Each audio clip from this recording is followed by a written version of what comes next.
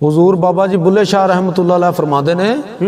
कि इल्म पढ़िया अशराफ न होवन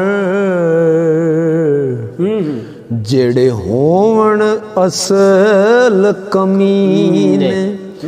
पित्तल कदे नहीं सोना बनदा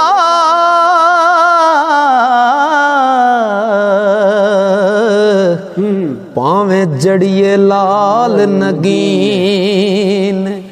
ते शूम थी कदी नहीं सदका हुदा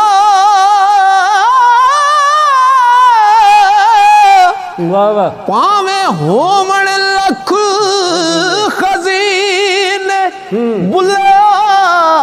बाज तौहीद नहीं जन्नत मिलनी